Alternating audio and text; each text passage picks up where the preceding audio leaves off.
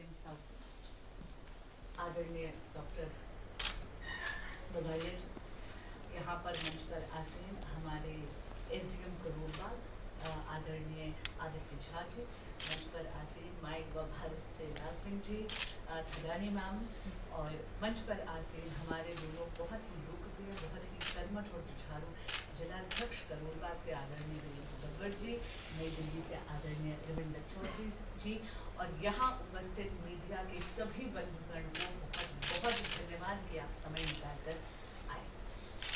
देखिए, आज के दिन में भारत में कुछ ऐसी ताकतें हैं, खासकर कि विपक्ष, जो अपना राजनीतिक स्वार्थ साधने के लिए अभी भी भारत को कभी भाषा के नाम पे, तो कभी जाति के नाम पे, तो कभी जेंडर के नाम पर बांटने की पूरी पूरी कोशिश कर रहा है। लेकिन आपने देखा हाल ही में कि एक बार फिर इस देश के देवतुल्य मतदाता ने फिर से जनादेश विकास के नाम पर दिया है, फिर से जनादेश अखंड भारत के नाम पर दिया है, फिर से जनादेश एकता के नाम पे दिया है।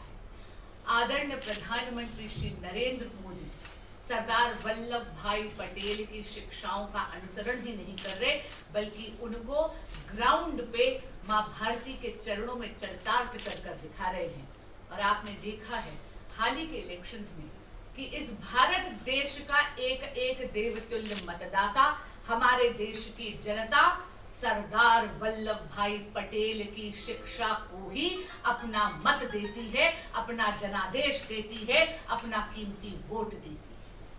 हम बहुत सौभाग्यशाली हैं कि सरदार वल्लभ भाई पटेल जैसे महापुरुष का हम 150वां साल उनकी जन्म जयंती का मना रहे हैं। सरदार वल्लभ भाई पटेल कोई आम शख्सियत नहीं थे, कोई साधारण मानस नहीं थे, वे तो वो थे जिन्होंने बिखरे हुए राज्यों को आजादी के समय ही माला के मनकों के जैसे एकता के एक सूत्र में पिरोकर मां भारती को सुशोभित करा। और आज उसी एकता के सूत्र को, उन्हीं संस्कारों को हम अगली पीढ़ी तक, युवाओं तक लेकर जाना चाहते हैं। और इसीलिए आप जानते हैं कि पूरे के पूरे देश में यूनिटी मार्चेस हो रहे हैं। हाल ही का जो जनादेश एनडीए के पक्ष में आया है, उसके शिल्पकार थी बिहार की महिलाएं और बिहार का युवा। खास करके आपने देखा होगा विपक्ष जेनजी की बहुत दुहाई देती है। आपके माध्यम से मैं कहना चाहूंगी कि जेनजी ने दिखा दिया कि वो भी एक भारत श्रेष्ठ भारत ही चाहता है। और इसीलिए इसी बात को सेलिब्रेट करने के लिए नई दिल्ली संसदीय क्षेत्र में भी एक नहीं बल्कि दो पदयात्राएं, यानी unity marches to celebrate the spirit of Sardar Vallabh Bhai Patel होने जा रही है। पहली मार्च हमारी निकल रही है कल, यानी शुक्रवार को 21 नवंबर 2025 को सुबह 10 बजे से। मैं आपको थोड़ा सा रूट के बारे में बताना चाहूंगी और इसके लिए मैं बहुत बधाई देती हूँ दिल्ली सरकार को, बड़ी बहन श्रीमती रेखा गुप्ता जी को, जो हमारी माननीय मुख्यमंत्री हैं, और हमारे डीएम साहब को भी, जिन्होंने ये सुनिश्चित कर दिया है कि कल का जो रूट है वो बहुत ही हिस्टोरिकल रूट है। आप भी जानते हैं कि दिल्ली एजुकेशन का हब माना जाता है। तो देखिए, हम लोग सबसे पहले तो शुरू करेंगे लेडी श्रीराम कॉलेज के गेट नंबर 2 पे। जब भी आप महिला सशक्तिकरण की बात करते हैं, जब भी आप फॉर्मिडेबल महिलाओं की बात करते हैं, तो आपको सबसे पहले याद आता है एलएसआर कॉलेज।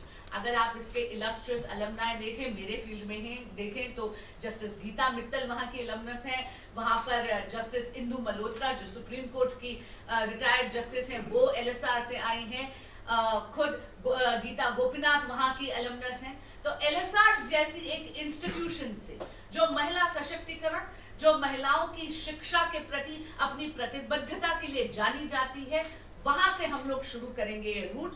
और उसके बाद हम लोग जाते हैं सबसे पहले तो हम लोग जाएंगे आशिमा चौधरी रोड पर, जो कि आप जानते हैं कि वो बहुत लंबे समय तक south Delhi polytechnic for women की बहुत लंबे समय तक प्रिंसिपल रही थी। उसके बाद हम लोग जाते हैं लाला लाजपत राय मार्ग पर, लाला लाजपत राय, आप जानते हैं कि वो तो स्वयं पंजाब केसरी की उपाधि से देश का बच्चा बच्चा उनको नवाजता है, क्योंकि आप जानते हैं कि वो हैं जिन्होंने अपनी प्राणों की आहुति दे दी मां भारती को आजादी दिलाने के लिए। यही नहीं, आप जब हम यूनिटी की बात करते हैं, क्योंकि ये यूनिटी मार्च है, तो हम विचारधारा और पॉलिटिकल आइडियोलॉजी के डिफरेंसेस को छोड़कर आप देखेंगे कि हम गुरमुख निहाल सिंह मार्ग पर भी जा रहे हैं, जो आप जानते हैं कि दिल्ली के दूसरे मुख्यमंत्री भी थे और राजस्थान के पहले गवर्नर भी थे। पूरा का पूरा मार्च हम लाकर समाप्त करेंगे फ्रैंक एंथनी स्कूल पर, एक ऐसी शख्सियत जो 20 वर्ष से ज्यादा राज्यसभा के मेंबर रहे, जिन्होंने भारत के विभाजन का यानी पार्टीशन का पुरजोर मुखालफत करी। ये एक मुहिम है जहां पर हम कोशिश कर रहे हैं कि दिल्ली का युवा हमारे साथ आए। कॉलेज के स्टूडेंट्स होंगे, स्कूल के स्टूडेंट्स होंगे और भी हमारे युवा साथी इसमें आएंगे और आप देखेंगे भारती को एक ट्रिब्यूट दी जाएगी। तिरंगे के नीचे हम लोग मार्च करेंगे और सरदार वल्लभ भाई पटेल को एक ट्रिब्यूट देंगे। उसी तरह करोल बाग के जिले में हम लोग ये मार्च कर रहे हैं 23 तारीख को, जो कि संडे है।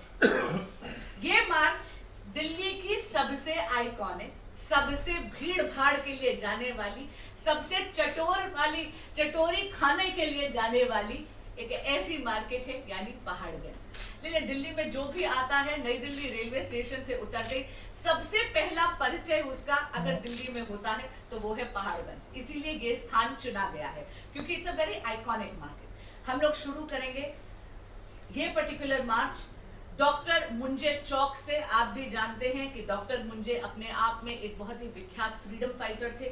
वे हिंदू महासभा के अध्यक्ष थे 1927 में। पेशे से वो स्वयं एक आई स्पेशलिस्ट थे, यानी आंखों के डॉक्टर थे।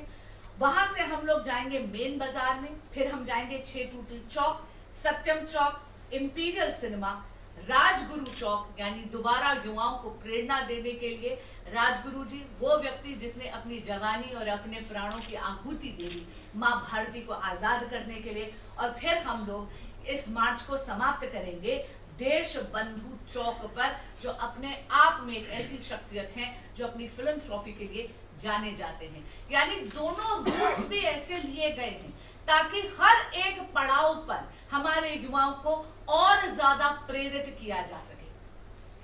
मैं आपसे जरूर अनुरोध करूंगी कि दोनों मार्चेस में आइए, अपनी शिरकत करिएगा। आप देख लेंगे कि नई दिल्ली और करोल बाग है यूनिटी मार्चेस, लेकिन दोनों के रंग, ढंग, हाव और स्वभाव और स्वाद में दोनों में आपको डिफरेंस जरूर मिलेगा। हमारा जो नई दिल्ली का मार्च है वो, जैसे मैंने कहा, एलएसआर से लेकर और फ्रैंक एंथनी तक है। वहां पर आपको युवा शक्ति का प्रदर्शन दिखेगा। और हमारा जो पहाड़गंज का जो 23 तारीख का मार्च है, वहां पर आपको एक शोभा यात्रा, क्योंकि करोल बाग जिला अलग अलग शोभा यात्राओं के लिए बहुत ज्यादा प्रसिद्ध है, वहां पर आपको थोड़ा सा एक और देसी फ्लेवर भी मिलेगा।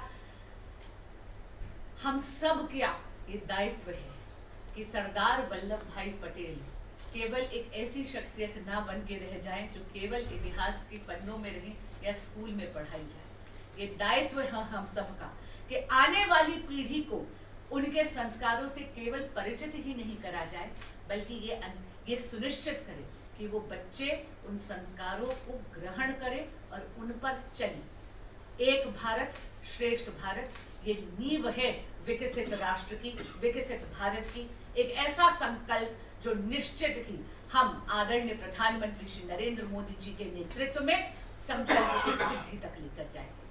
आप सब आए, बहुत बहुत धन्यवाद।